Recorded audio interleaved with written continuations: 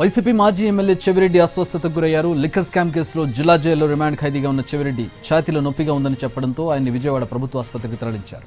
ప్రస్తుతం వైద్య పరీక్షలు చేస్తున్నారు. సాయంత్రం వరకు వైద్యుల పర్యవేక్షణలో ఉంటారని తెలుస్తోంది.